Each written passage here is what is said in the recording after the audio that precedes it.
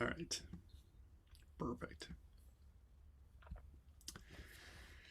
Okay, Makenzie. Why did you choose coaching to begin with? Well, I've done therapy before for many, many years, and it helped, but it quite never quite met the expectations of what I thought, therapy would do for me. You just kind of like, talk through your problems, and that's pretty much the end of it. But my mom and dad actually talked to me about how you and my aunt were both life coaches and thought it might be helpful for me. And especially once I started to talk to both you and her about what it was exactly that you did, I kind of became hopeful that it would help me in the ways that I need it, Mm-hmm. if that makes sense. Yeah. Um, it's more of finding solutions and empowering me and instead of just, and how did that make you feel? Yeah. Yeah. I'm familiar. Um, so, I mean, this is a silly question, but because I know the answer of this, at least part of it. Why did you choose to work with me? You already answered part of it because you knew your parents knew me and your aunt. But what Right. was it that made you decide, like, hey, I want to go on this journey with this guy? Well, I mean, obviously, I've known you since I was like a baby. Mm. Like, I have, you've known me pretty much my whole life. Um, you know my dad really well. And I think another big factor that my dad actually brought up was once I kind of started to figure out that there's a chance I might have borderline. Hmm. My dad brought up that Amber also had borderline. And that was a really big, kind of factor to pull me towards you because you automatically then would know a lot more and were just more avidly involved in that. But I especially really kind of felt like I wanted to work with you once I talked to my aunt about what she did Hmm. because you have a very unique approach to life coaching, as I'm sure you know. I highly doubt that there's many life coaches out there that do anything similar to even what you do. And so I kind of talked to her, and I feel like we kind of had a um, like introduction meeting. Like we kind of talked about what it was that we would do, um, and yeah, it was pretty much then that I was like, yeah, I feel like David's gonna be the best for me. Yeah. Yeah, I still haven't quite figured out the right title for myself. I don't know that life coach is it. I've had that training, uh, but I'm not sure that that's exactly perfectly describes what I do. Yeah, It's it's it's something different. Yeah, yeah, and it really connects deeply with some people, and some people don't vibe with it. So, what did you hope to achieve? I'm honest. At the time, I when I went into this, I was just kind of, you know, shooting in the dark. I just hoped something would help because I was in a really bad spot and I was about to start school and I just kind of was tired of being in that bad spot. I was ready to come out. And so I really, at the time, I really don't know what exactly it was that I was looking for. Hopefully, seeking to understand a little bit more about myself, uh, especially with that figuring out that I might have borderline. I really didn't know and jack shit about what borderline was Mhm. and how to deal with it and understand it. And I mean, obviously, you know a bit more than me about that. And so that was definitely one thing. But other than that, it was just kind of like hoping for the best. Yes, something will happen and hopefully it's good. Something good will happen, hopefully, maybe. Well, I mean, So, I've been through like therapy and like right. that didn't help. So I was like, maybe this will be better than therapy. Yeah. Yeah. Well, I mean, the next question is like,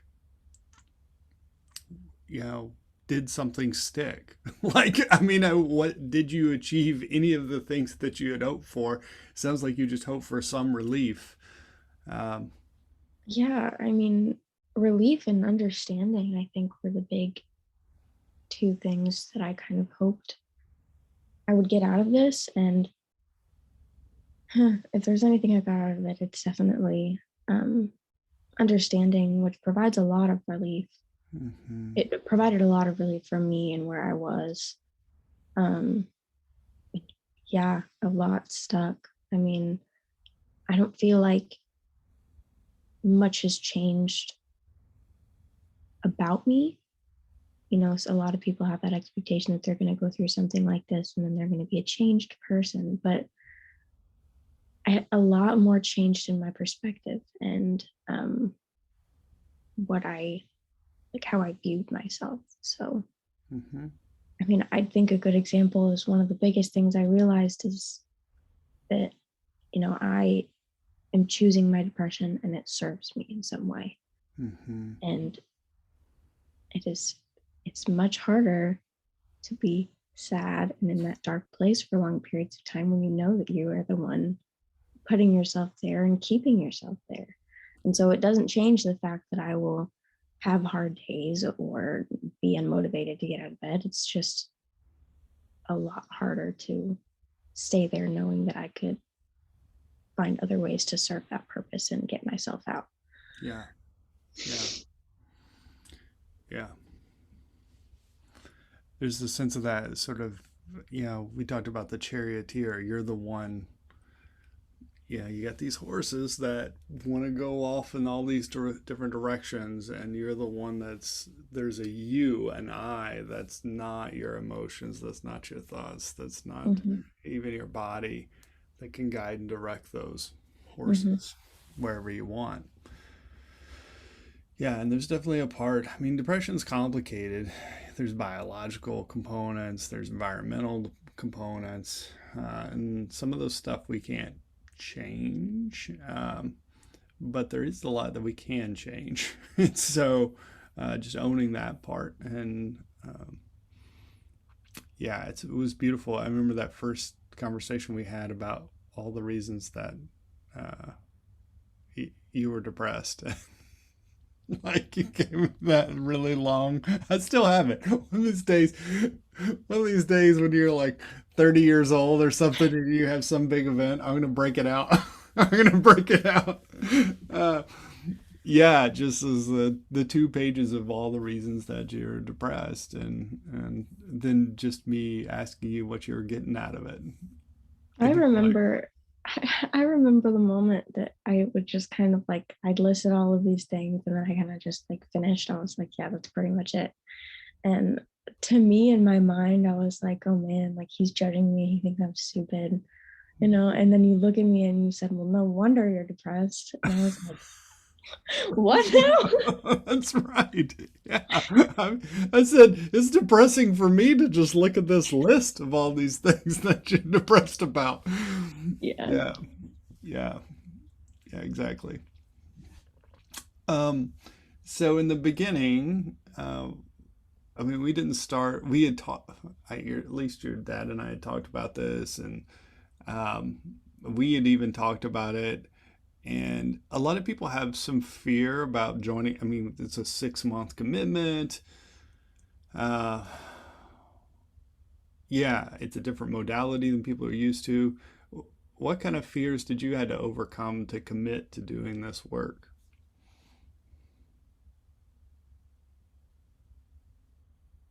I mean, I think it definitely was a bit more of a commitment than I thought it was going to be. Hmm. In the past in therapy, you just kind of go session by session and then you can not go at any time. But like this is, especially since we did it so early in the morning, Like it was a big commitment for me. It was a lot to, invest myself in, but I actually surprised myself by how once we kind of like kicked off and started, how easy it was to actually do it. Mm-hmm. Like because it was such a big commitment, I didn't really have a choice in whether or not I should go and whether or not I should, set the alarms and wake up that early and all that stuff.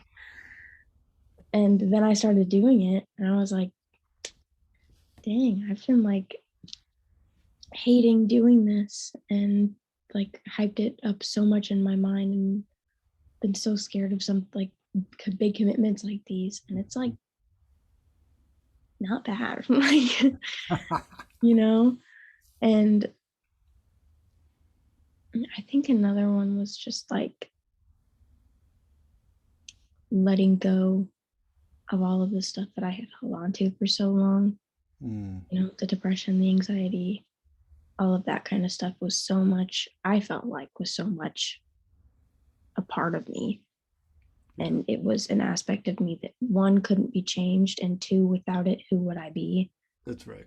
And so that was a big thing, more in the middle of it that I had to, it Mm-hmm. was a big fear of mine that I had to really just let go of and work through. Mm-hmm. Yeah, you become like you're afraid that you become like the hole in the donut. Like if you get, like all this other stuff is the donut. Like I get rid of that, there's nothing left of me. Mm-hmm. Um, because that's, you know, for better or worse, diagnosis like that becomes identity.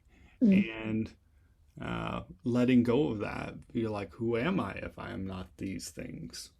Uh, Right. yeah, I think a lot of people go through that experience. Um, hmm. Well, and uh, I just mentioned for the rest of the world that you're 18 years old, and then we've been meeting at 6:15 in the morning Yeah. before school. So, uh, and you're kind of a person that has a hard time getting up early in the morning sometimes. Not a So, morning person. um, and you're not the only person that I've had this experience with early in the morning. I had another client that told me early on that she could not wake up before 10 o'clock. And we met regularly, and we still meet at 6 o'clock in the morning. So, um, yeah, those limiting beliefs that we have that we carry around sometimes are hard to overcome. Uh, and we're meeting right now at 6:30. So, yeah. Uh, when did you first realize that you were really changing? What happened? um,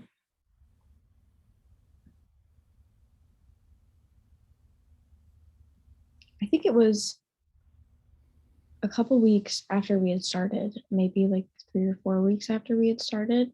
Hmm. I had pretty much moved from in my bed in the dark, laying down, like sad, to my desk, which was lit up. I had my notes in front of me.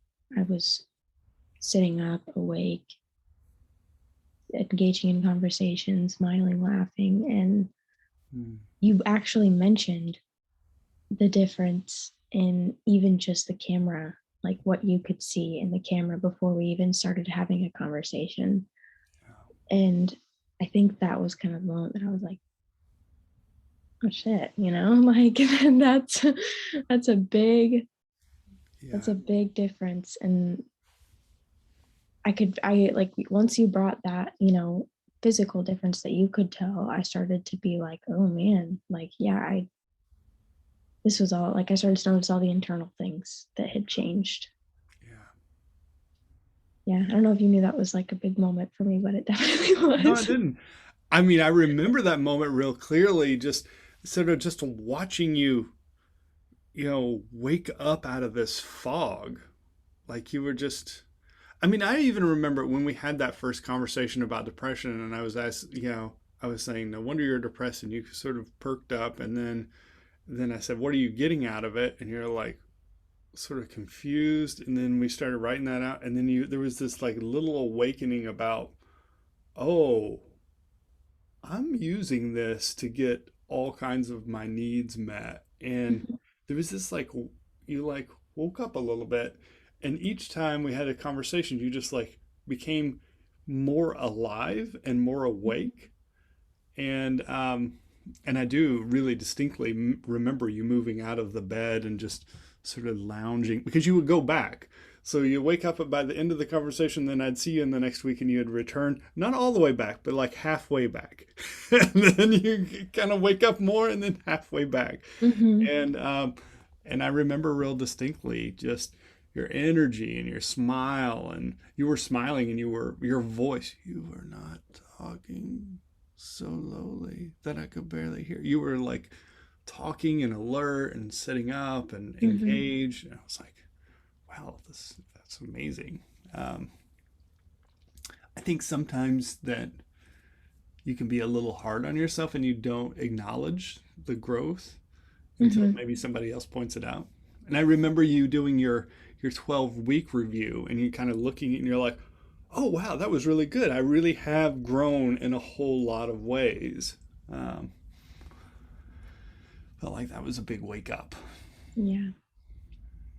So, what did you? This is a huge question. Uh, what did you learn about yourself in this process? A lot.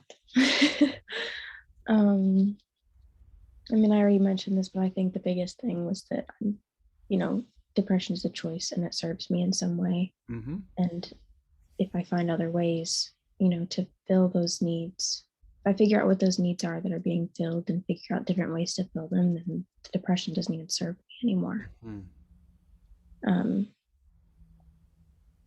I think the second one was what you had mentioned, the horses, Mm-hmm. separating you from your thoughts, your emotions, and your body. Mm-hmm.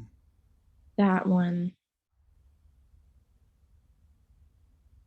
really has, I don't want to say changed my life. That sounds cheesy, but like it is like it's changed the way I think about a lot of things because I'll even notice me talking to other people when they're consumed by an emotion or a thought that they have, and like I can't sit there and do a therapy session with them and explain to them what that means, but it's a thought that is so always so present in my mind now.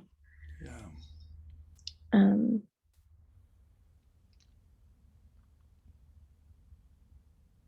I think, that meditation that we did toward the end, where we kind of went back and relived those memories and then kind of changed them Mm-hmm. and like took my power back in them, Mm-hmm.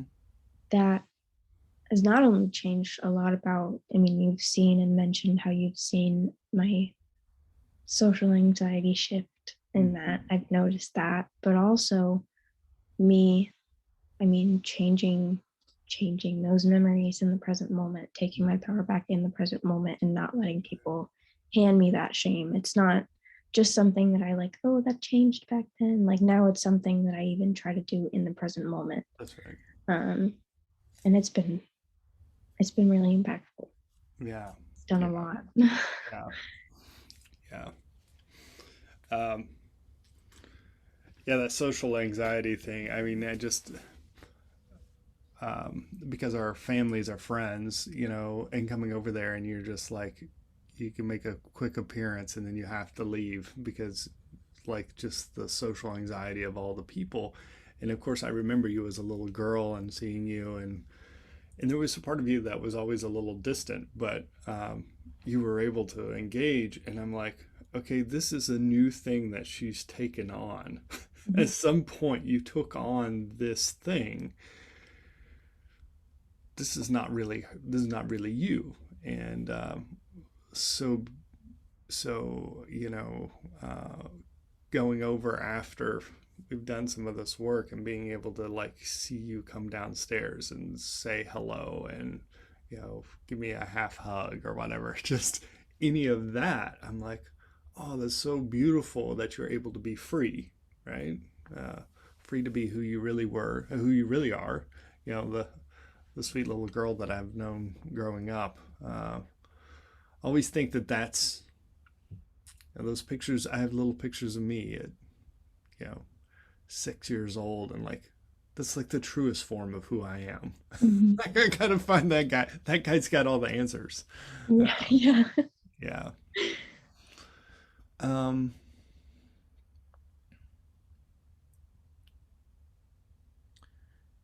yeah. So we talked a little bit about this in the beginning, but how has this experience been different from the therapy or counseling that you may have received in the past?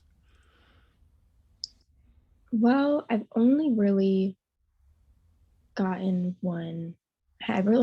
one therapist, Mm-hmm.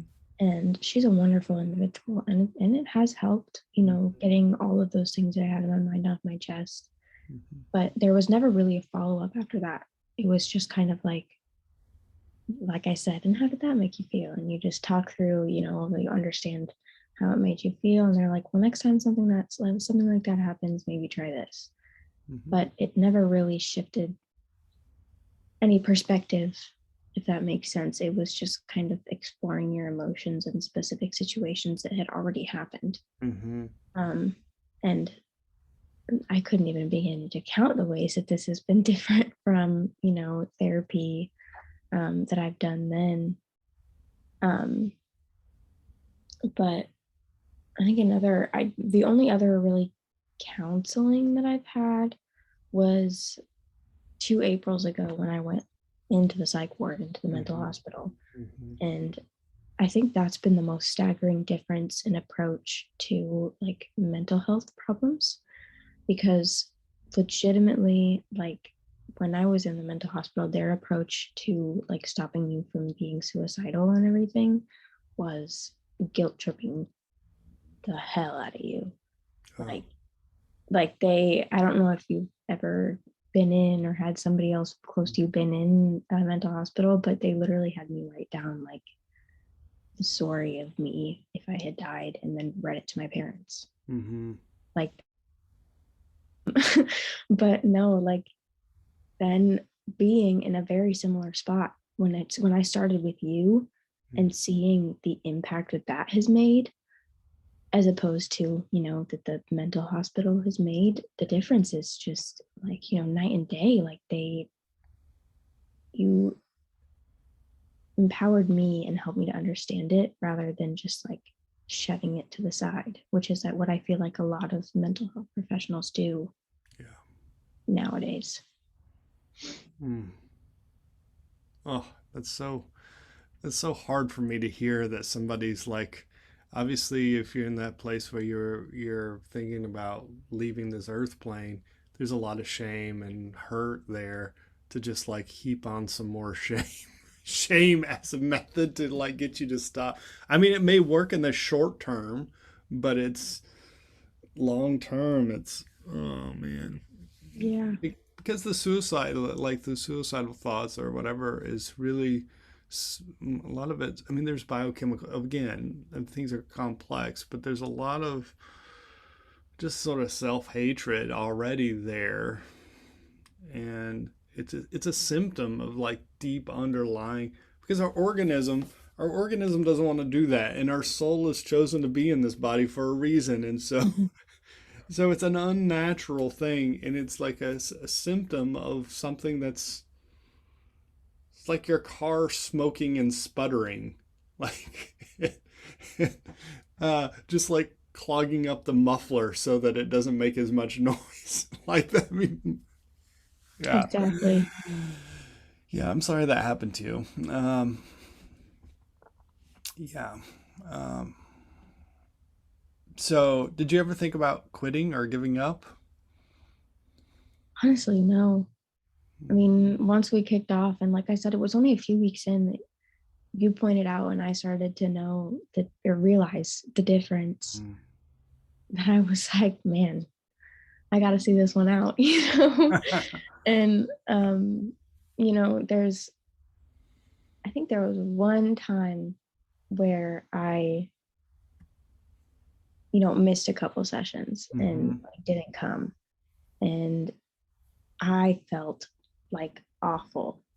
Like Mm-hmm. when I tell you I felt awful, I like cried and just felt horrible because I knew it was on me. It was something that I had done. Mm-hmm. And this wasn't something that I wanted to miss or skip. It wasn't something I did on purpose, but I felt awful. And I think that was the closest I've been to like wanting to throw in the towel. Mm-hmm. But even then, knowing that I felt so bad about it, I knew that it meant that much to me. It Yeah. meant these meetings meant that much to me to the point where it would affect me Yeah. that much. Yeah. So, I mean, yes and no, kind Yeah. of. Well, and we've been on this. We do like a month hiatus from the end of your 6 month till we have this conversation. Um, and in some ways, I feel the same way. Like I've missed the regular contact and knowing how you're doing, and I've Mhm. been disciplined. I haven't reached down and been like, I need to. How are you doing? I think it's good for both of us to have like a little bit of that separation. Uh, to move forward. But yeah, I'm really glad that you stuck with it. There was part of me that wasn't sure in the very beginning whether you would do it, and I'm really glad that you have. It's been quite a journey for me as well. So I mean, we've talked a bunch about this already, but I'm going to ask the questions anyway. How has your mental health improved? Sometimes I like to give, I know this is a weird way to think about it, but I like to give kind of a percentage. So, because some people say, well, it improved a lot. Like, okay, what is a lot? Like 5%, 10%? Like, I mean, a lot means a lot of different things to a lot of different people. Right. So, if you were to put kind of a number on it, um, or some sort of way of quantifying it, what would you do?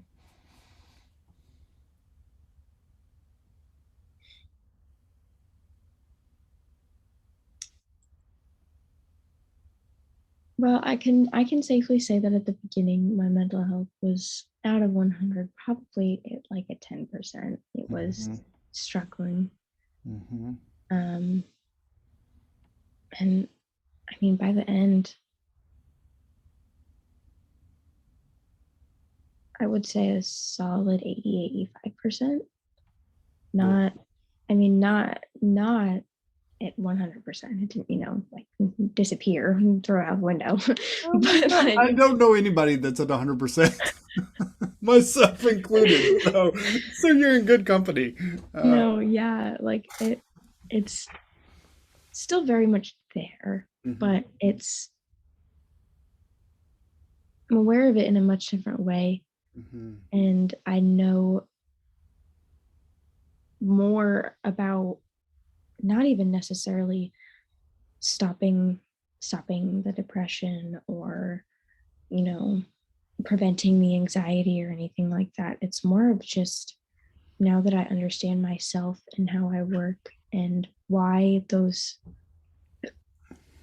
things are happening, it's that much easier to then find ways to deal with it, mhm. prevent it, Yeah, in situations that I know that it may arise. yeah, And so instead of just being like, oh no, I have to go to a social event, so my social anxiety is going to be bad, I now understand things that I can do to mhm, help it not be as bad. yeah, yeah, Yeah, it's been a big difference. yeah, yeah. I mean, that's a. If I could bottle that and put it in a pill and sell it, boy, I'd be talking to you from my Learjet right now. That's Jeffrey awesome. I mean, I'm Bezos. so happy for you, and especially the fact that you're 18 years old, that you don't have to spend another 20 years like in that level of you know feeling just terrible about your life and having all those opportunities that you would miss and energy wasted and your youth wasted, right? Right. I mean, that's something that I probably it's hard to see now. I mean, not hard to see, but harder to see now how the trajectory has changed Yeah. so far. But being so young, I know that it just completely is set on a different path now. Yeah. And um, I mean, that's something I can't thank myself enough for doing, coming and putting in the work. Like that's something that's an opportunity that like seriously isn't going to come around very often. Yeah. Totally. So, Well, and I've some clients continue to meet with me periodically afterwards. And so, I mean, I have clients that have gone through this that are, 6 months, 9 months, a year outside of the 6 month intensive. And what I've seen is not that their life like was like here and then plateaued, but it just keeps like rocket shipping up. Like, mm-hmm, I mean, just in every area of their life, continue. They've got issues. Of course, everybody's got issues.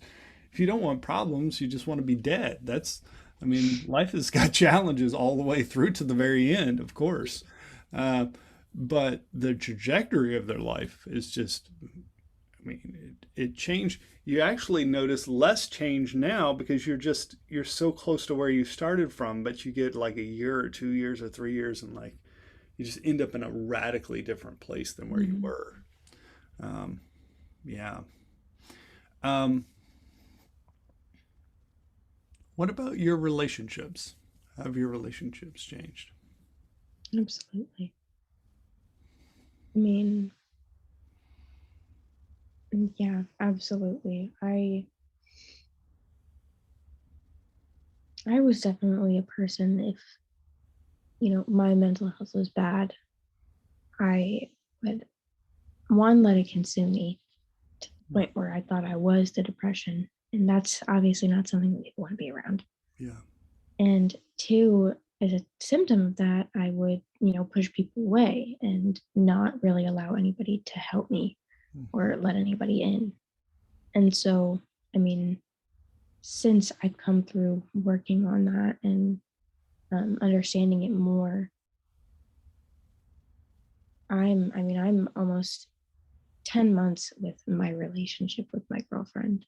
And that's just mind blowing to me because I was like, what month did we start these meetings? But Man, you're asking the wrong guy. uh, I don't know I feel like it about was, 7 months ago, whatever that is. I So feel like it was like March yeah, ish. yeah, And you're that right. was about 3 months into my relationship, and I was already having problems. Hmm. For that reason, the mental health reason, I would push people away and um, all of that. And I mean, I can't say that you single handedly saved my relationship, I think you can. but, I think we could say I single-handedly did all of it. but like it's the impact that you've had on my mental health and understanding myself has had such a big impact on my relationships and my ability and effectiveness in the way that I communicate, Hmm. which is one of the biggest, most important things in a relationship is communication. And so the more I understand myself, the more I can effectively communicate that. And I feel like we've had conversations and meetings too before about like effectively communicating Hmm. emotions Yeah. and reactions, and Mhm. especially with the what's the word I'm looking, the severity, I guess, of my emotions, the amount they impact me. Mhm. um, just expressing that has become so much easier and so much I understand it a lot more, and the impact that that has had on my relationship is just relationships plural has Right. just been so good. Yeah, that's awesome. That's awesome. I'm so happy for you. I mean, we didn't talk about really your relationship with your girlfriend at all. So, um, yeah, that's amazing. I do know your parents, and I know your parents have enjoyed an improved relationship with you for sure. Yeah, that's another one that's me being able to articulate and be more comfortable with talking about my emotions and my problems, it Hmm. has definitely helped my relationship with them. Yeah. Yeah. Well, and there's always the sense of like, hey, you can believe this and I can believe this and we can coexist in this environment. And that there was always a sense that like your environment had to be a certain way in order for you to be okay. Like Hmm. you had to be in this totally loving, accepting, perfect. If I could only be there, then I would be okay. Right. And um, and then this new version of you is like, oh no, I'm responsible for being okay no matter where I am. And that these things, the challenges of living with other people that are different than me and have different thoughts or beliefs or whatever, is sort of grist for the mill for me to grow and change and Right. heal. Yeah. That maybe even you chose this before you came here. You chose this I this remember that existence. conversation. I Yeah. thought about that for a long time because I was just like, there's no way. There's no way that I could have, chosen this. But yeah. I don't know. I don't know. I and the challenges of my, one of those things about sort of philosophy or even religion or spirituality. Um, a lot of people ask like, how do you know if it's true? And I'm like, I don't, but I know that it helps my mental health to think of it that way, right? So it helps me to think that I chose my abusive stepfather. I chose my dad who abandoned me at 8.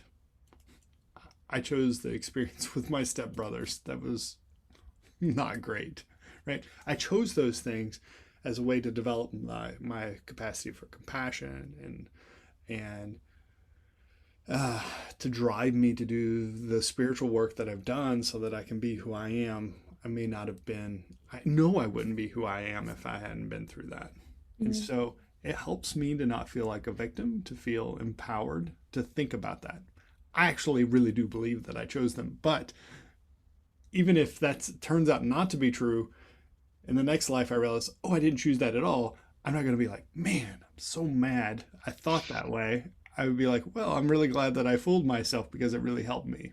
Hmm. Um, I recently had a conversation. I went out to breakfast with my grandma, my dad's mom, and we had a conversation about this. And we just kind of, I'm not sure how we got there, but we were talking about how, you know, through this journey with you, I've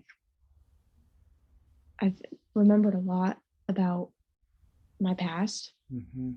And, I can't remember how it was, but I feel like she asked me, like if I could go back and change that stuff, like, would you go back and change it? And I just kind of sat there for a second. I was like, I don't think I would.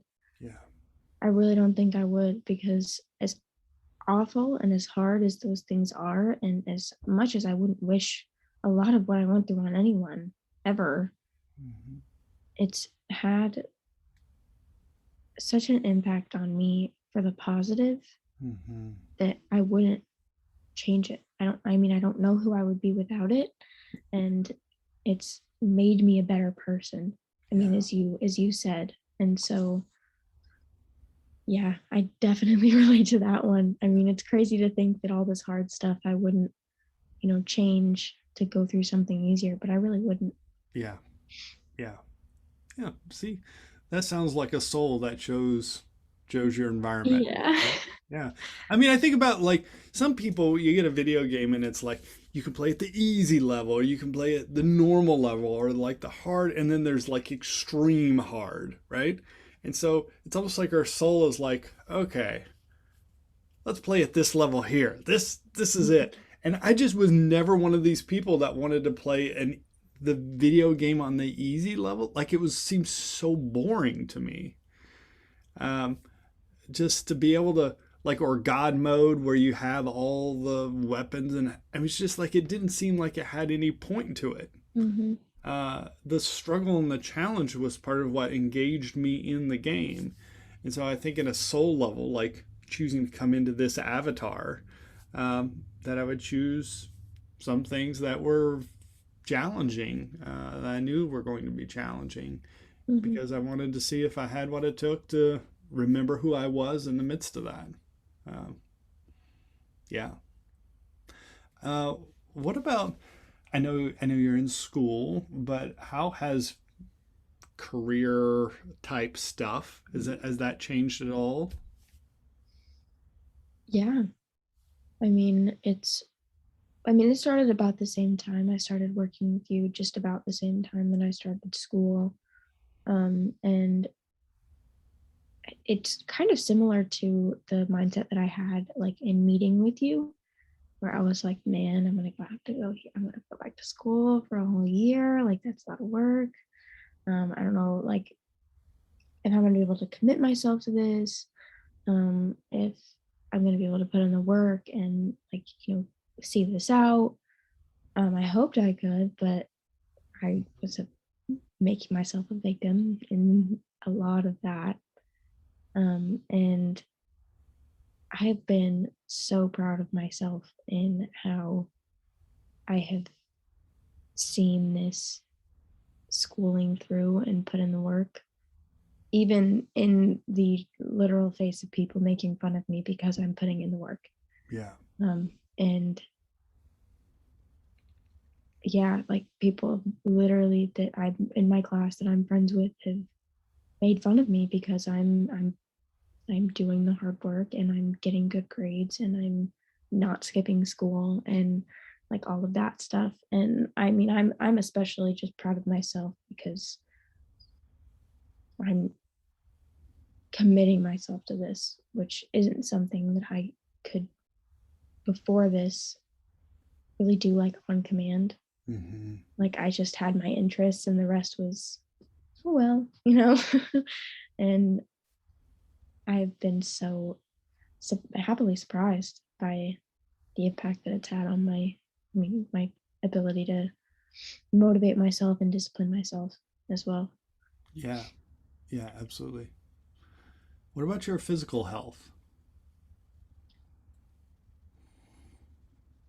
Um, I mean, since the beginning, changed a lot. I think the biggest thing that's changed as far as my physical health has been my mindset Hmm. on it. Especially separating my body from being me.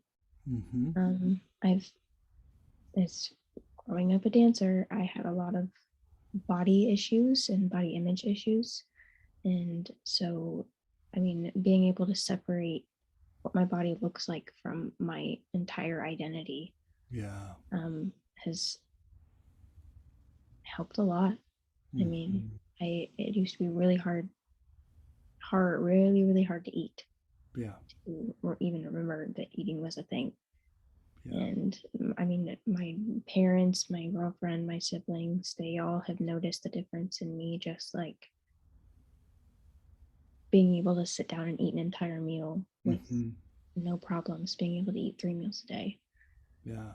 and taking care of it. Hygiene Hmm. has been almost more of a priority now Hmm. because I realize not only is it not my identity, but it's a part of me that if it's not taken care of, can like just, the horse can go out Right. the window, you know? Yeah. So, Yeah.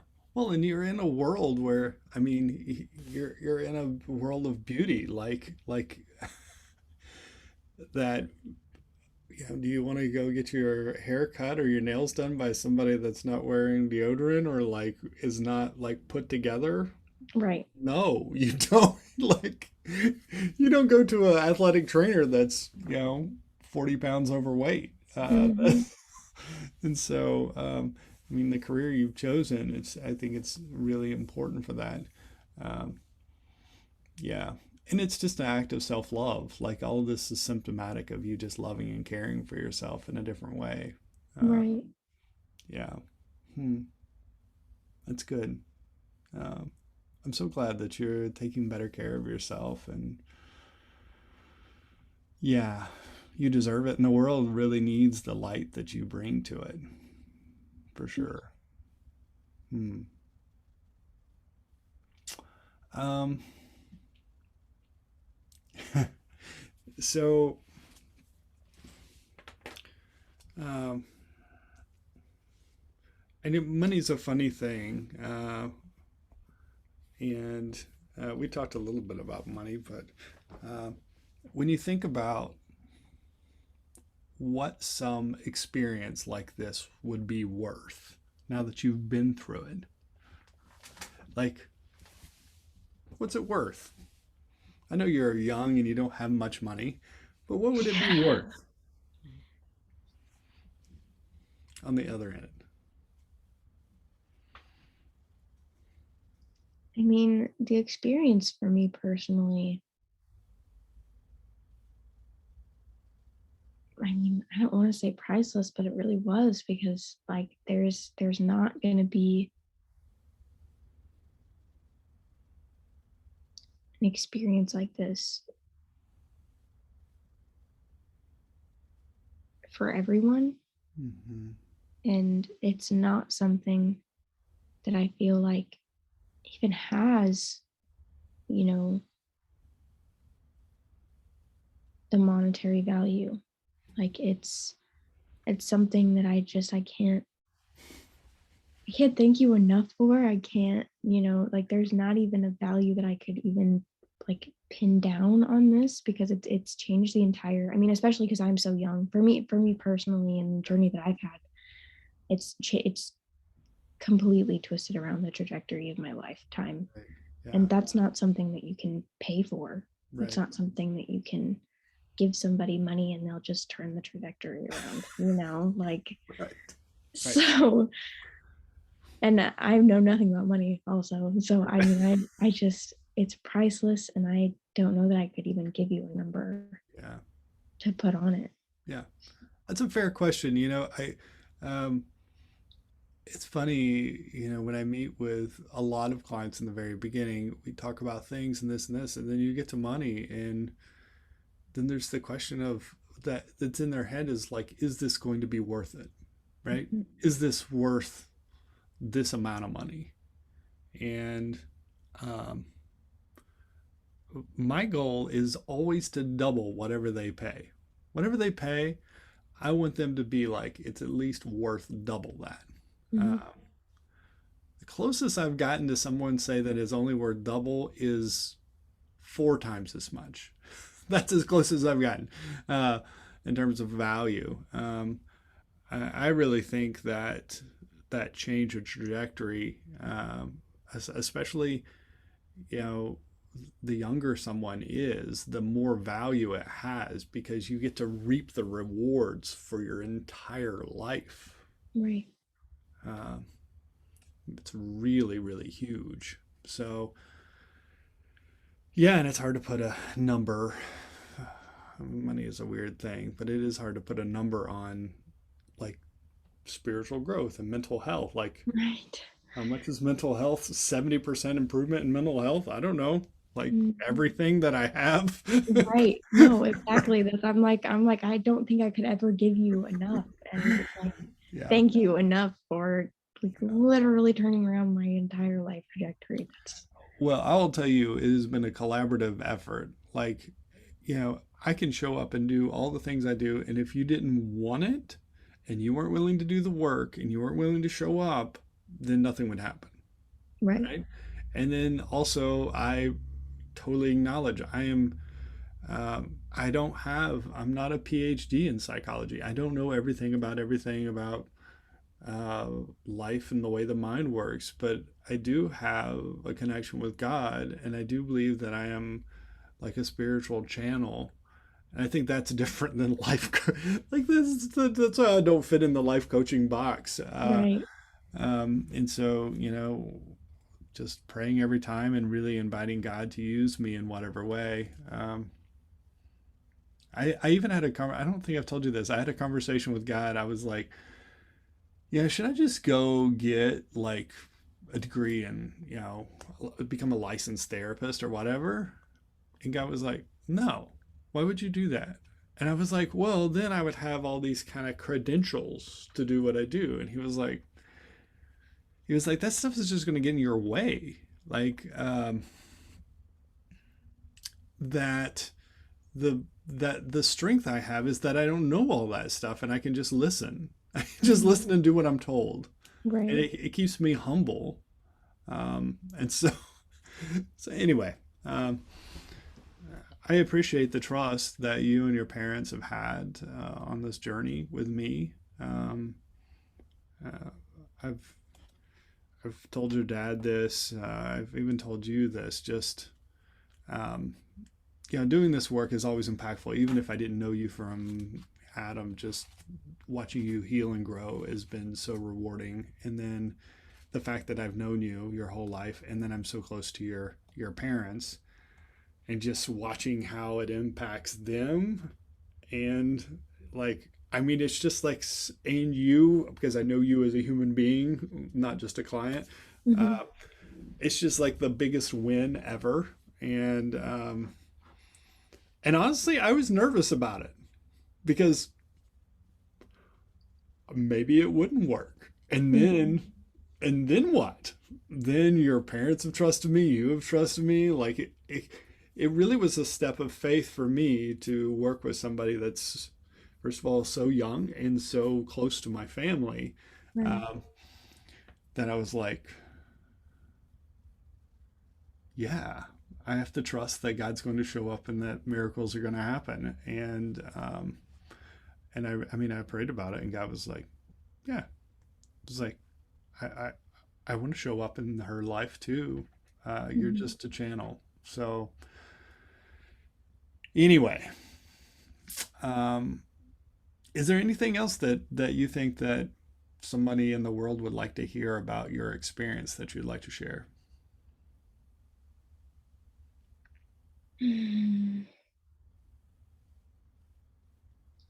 Not really, other than I've already shared. I mean, the questions that you've asked have pretty much covered everything. Mm-hmm. Um, yeah. Yeah. Sweet. Thank you so much. Um, and I don't think our story is over. And I know your story is just beginning. So uh, blessings as we both move forward. I'm going to Yeah. go ahead and stop recording.